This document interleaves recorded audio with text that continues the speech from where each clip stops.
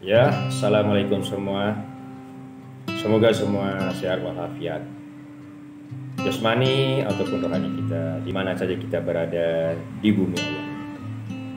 Hari ini psikologi jalanan kita coba menguraikan tentang istilah sunnatullah, sunnatul rasul.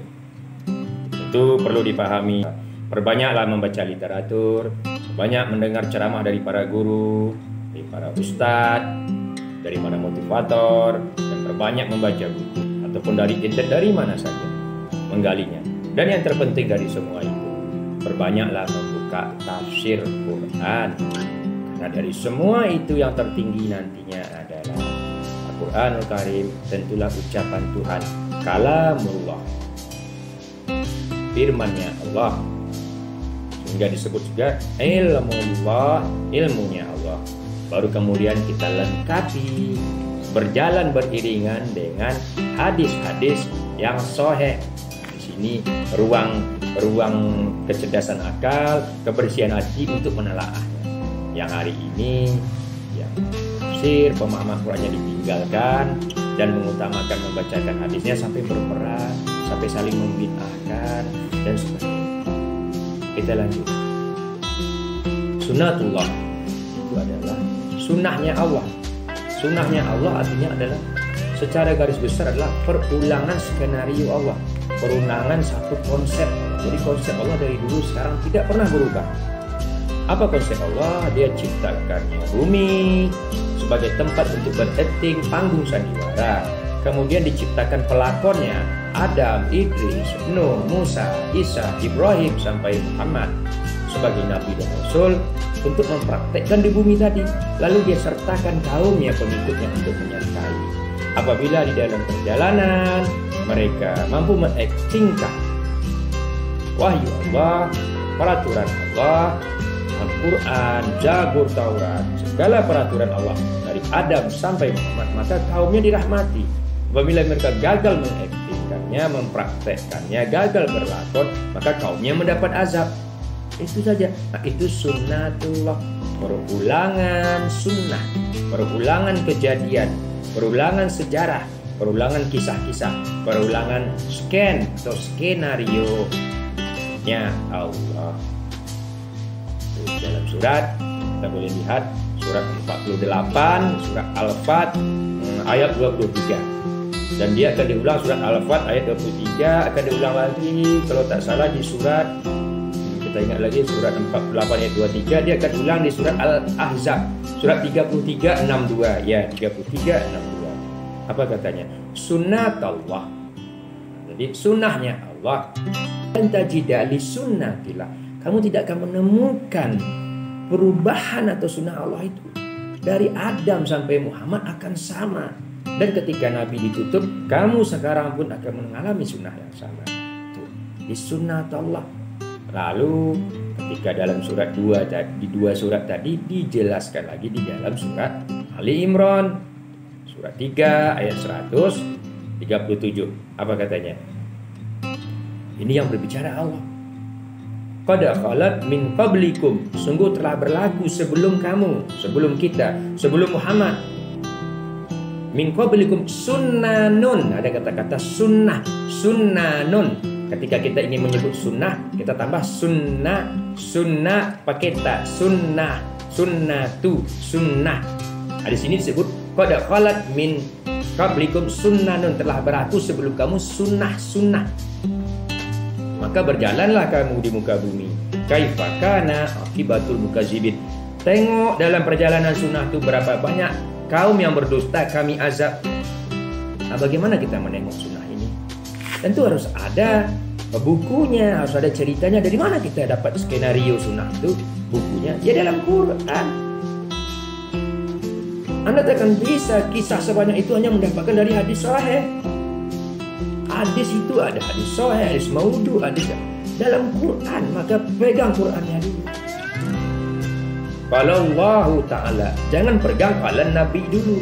Kalau Allah Ta'ala lu ucapan kalam Allah dulu, ilmu Allah yaitu Quran, baru beriring berjalanan dilengkapi dengan kalam Nabi, berkata Nabi. Karena Nabi itu tak mungkin berkata kalau dia nggak seiring dengan kalau Allah. Kita terjadi hari ini kan terbalik. Ingin memahami sunnatullah, kita selalu bicara qalan nabiyyu, lah berkata Nabi.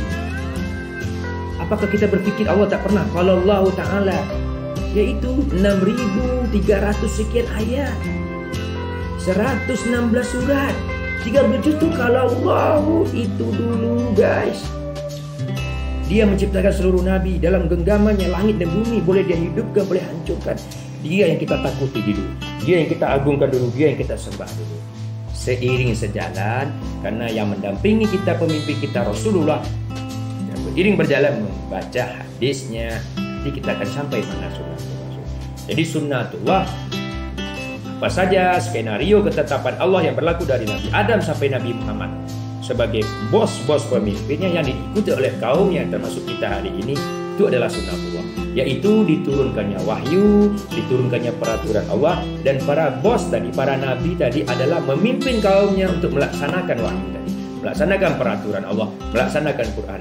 Jika dia melaksanakan perintah, mendapatkan surga, kehidupan di dunia, surga, kehidupan di akhirat kelak. Apabila melanggar perintah, neraka hidupnya, neraka di akhirat. Neraka di dunia disebut azab.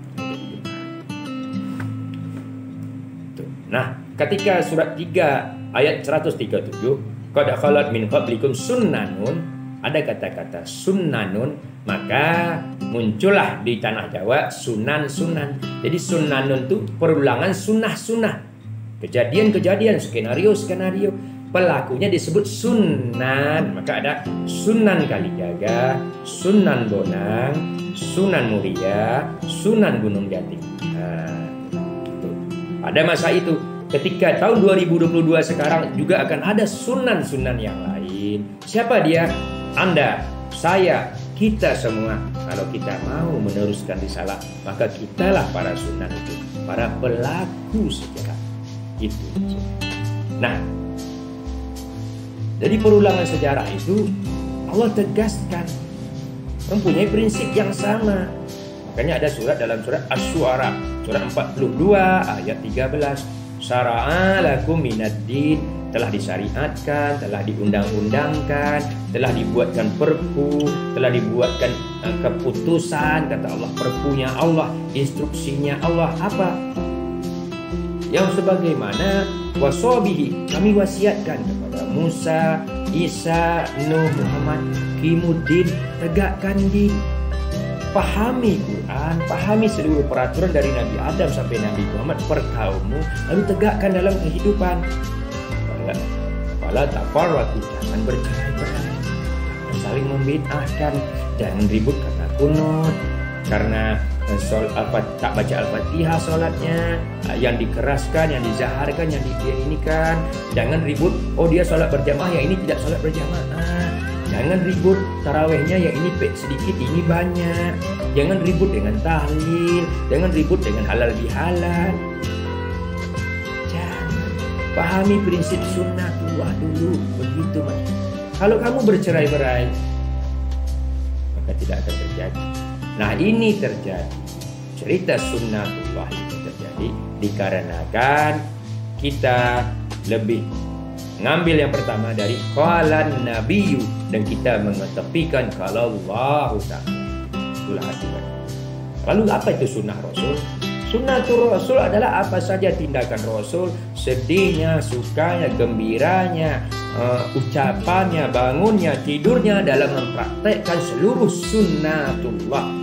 Itulah yang kemudian kita lihat ada hadisnya, ucapannya, termasuk Nabi ditegur, Nabi kilaf, Nabi kena marah oleh Allah, Nabi dapat pembelajaran dari Nabi Adam sampai Nabi Muhammad.